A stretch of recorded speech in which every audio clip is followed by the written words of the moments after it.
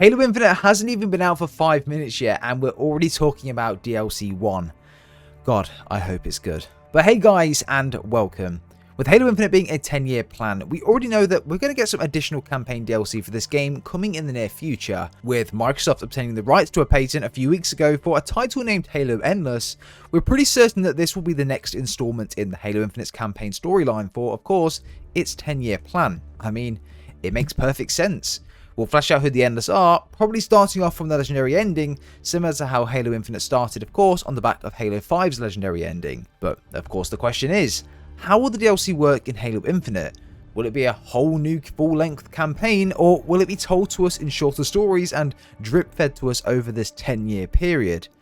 I mean, I really hope not, but we never know.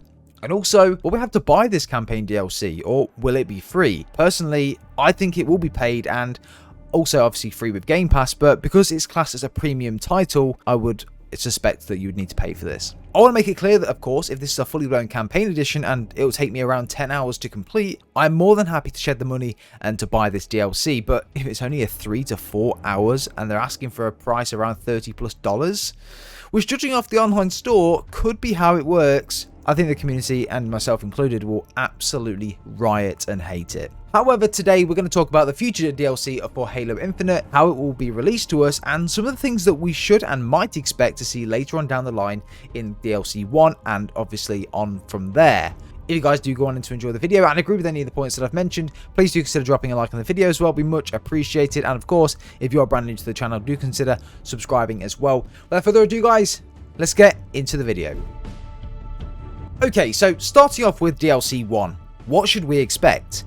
Well, I feel as though that a lot of plot points in the Halo Infinite storyline will be fleshed out, and people's frustrations around the lack of transparency and multiple issues will be answered, such as, where is UNSC Infinity and Captain Lasky? How is Atriox still alive, and how did he survive the destruction of the Silent Auditorium? How and why was Cortana on Zeta Halo, and how did her and Atriox first meet and why? What did the weapon call herself? Who are the Endless, and how did they survive the blast of the Halo rings? What are the Forerunners' lies that the Harbinger is speaking of? Will we move to different parts of the Zeta Halo and expand the story in that way?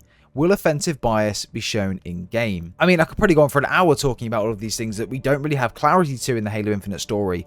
And I do feel as though that's a big reason as to why a lot of people are annoyed at this game. It gives you huge blue balls and lets your imagination theorize around what to expect next, which can be a good thing to build hype and suspense, but typically you'd expect a lot of these, what I would call major plot points, to be at least explained in an audio log somewhere. As understandable as it is for a 10-year game to give you blue balls and constant cliffhangers, it gets me excited but also really upset that I've probably have to wait an entire year to play this DLC and find out what happens next. Anyway, rant over.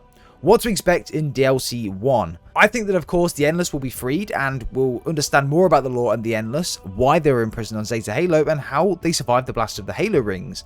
Of course, we'll also know how Atriox survived and how he reached the containment facility in which the Endless were imprisoned. I also think the Flood will be teased some more as well, and maybe we'll see them in game around DLC 3 or DLC 4. They teased the Silex to us in the base game, and I don't think they will throw all of their eggs into one basket with DLC 1. So I do think this tease will carry on for a few DLCs, and even in the books or the TV series. I actually think that DLC 1 will begin with a cutscene very similar to the legendary ending, like in Halo 5's legendary ending, as we mentioned before.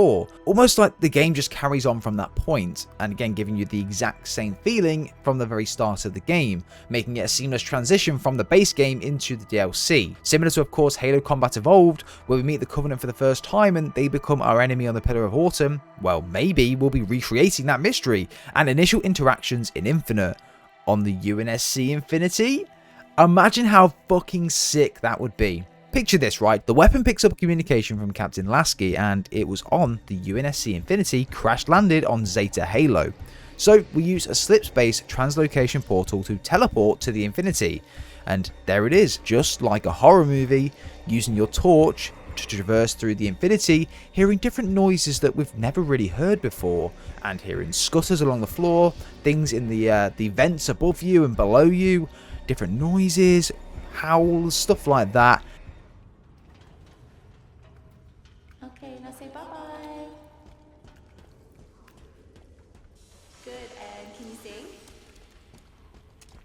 This is so fucking creepy.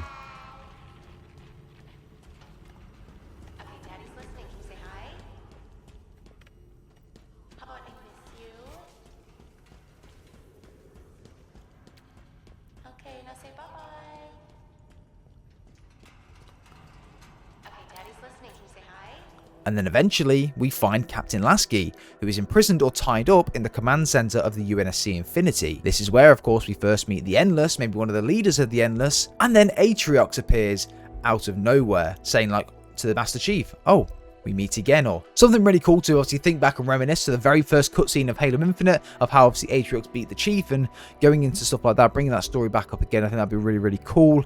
And yeah, man, and the story starts there. This also means that characters in-game, like the Chief, the pilot, and the weapon, are learning about the Endless and of course what happened to Atriox at the same time as we are. At some point, we need to know what happened to the UNSC Infinity and Captain Lasky. I mean, maybe they were captured, and when we find the Infinity, it's all scrapped up and the Banished have taken over it and used it for scrap and stuff like that, and just imagine how sick that would be, you know? I think that the next installment of the Halo Infinite campaign is going to give us a lot of juicy details that we're looking for, and maybe even offensive bias? A man can dream, right? I mean, there are still remnants of a Mendicant bias also around Zeta Halo, and obviously the main part of him is buried in the Halo 3 art. Maybe. Mendicant bias could make a return in DLC. Again, a separate video coming for that. Now, moving on to some, what I would call probably leaks, which were, of course, right under our noses this entire time, that actually recently we got some more information around. So, there was a reveal trailer that was given to us a while back now. It was a long time ago, one of the first ones, I believe, showing a scene that wasn't in the Halo Infinite campaign. Now, at the beginning, and of course, before the game released, we all thought that this was part of the campaign, but of course, playing through it now, it's pretty apparent that it's not in there. Now, of course, we need to take into account that up to a third of Halo Infinite's campaign was apparently scrapped due to bad development issues at one stage, and this is why the campaign came across quite jarring for people, and why key characters were killed off, aka Cortana, off screen and without us really having any interaction with them. I mean, just take Escharum for example. It was essentially only communicating with us through a glorified audio log the entire game, and we only see him really when we fight him. Anyway, the scene I'm referring to is this on screen right now. The Chief with a mysterious 3 bright lights inside of his visor. Guys, you know how we thought this was Mendicant bias or offensive bias? Well, I don't think it is. I'm sorry. Look, I'm sorry. I don't want to get everyone's hype up here, but I don't think it is. No, God! I mean, we don't know that, but I'd love to get your thoughts and opinions down below in the comments on what you think this is. But in one of the art books released recently, we got this image here. This, of course, lines up and looks extremely similar to the 3 bright lights in Chief's armor. It even matches with the triangular lights and the way that they're positioned. And even the image, it's dark. Now, what could this thing be? I mean, this was obviously part of the campaign at one stage. It probably will be part of the DLC now that some of it's been cut. But what is this thing? Could it be offensive bias? I mean, we don't really know what offensive bias really looks like. I mean, there are a couple of concept arts on essentially him looking very similar to Mendicant, but we don't know. He could be completely different. The design of him could be very different. It lines up with the 3 lights. Could it be offensive bias? We don't really know. Do let me know in the comments down below what you think this might be. Some form of monitor, or could it be a new design of a Sentinel Enforcer from Halo 2? Again, really interesting. I don't think it would be, because I think it just has a completely different design, but it's like the same size and it looks very similar in parts, so potentially I thought I'd add that in there. But yeah, let me know down below what you think of this as well. And this is like, I wouldn't say typically a leak, but it's something that maybe show us what we could expect and some of the different enemies or different things we could see in Halo Infinite's DLC. So yeah, let me know what you think this scene is from. And finally, how will the DLC work? Well, there's actually been a little bit of talk around this within the community between a couple of leakers and industry insiders. Now, I don't know if this is confirmed or not, so please take it with a pinch of salt. Each DLC for the campaign will be spaced approximately a year apart, so potentially within the 10-year plan, we could have like 10 DLCs go leading up to the end. Again, with doing this and making this much content, again, making a campaign is not easy. And if there are development issues within that year, then of course the campaign is going to suffer a lot from that, which of course means that doing one campaign a year might not be a feasible option. So again, this is why this leak might not be correct. We could only get 5 DLCs for Halo Infinite spanning 2 years apart. So it's like a full game, if you know what I mean. And then that means they can make a full campaign. If it all goes to plan, we should get a DLC every year, which I think would be great. Just imagine a fully fledged 5 to 8 hour campaign to play through each year leading up to the next title after the 10-year plan. Knowing I've got a DLC to play through every year and more expanded lore I can learn about, it'll get me just hyped like hell for the next edition of the game. But of course, they need to do it right and they need to nail it. Halo Infinite's DLC needs to be good. And of course, it needs to flesh out all of the missing points from the base game, with new audio logs, lore, characters, and maybe even throwback characters. Like, imagine if the Arbiter just turned up out of nowhere. Just turned up on Zeta Halo like, yeah, I'm here to help, boys. How sick would that be, bro? Were it so easy.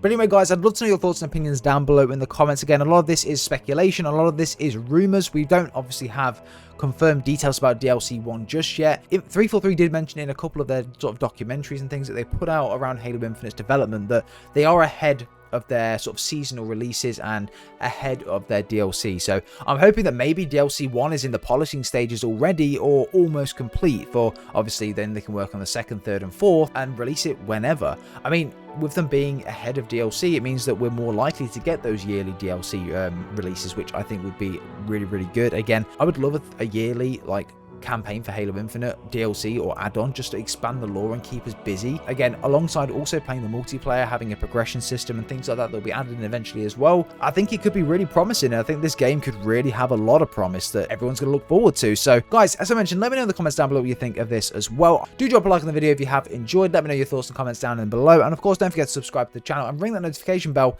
if you are brand new to be notified when a video does go live. And again, have a good Christmas, everyone. And yeah, if we get 10,000 subscribers, I'll be picking the giveaway winners very, very soon. Have a good rest of your day, guys. We'll see you all in the next one.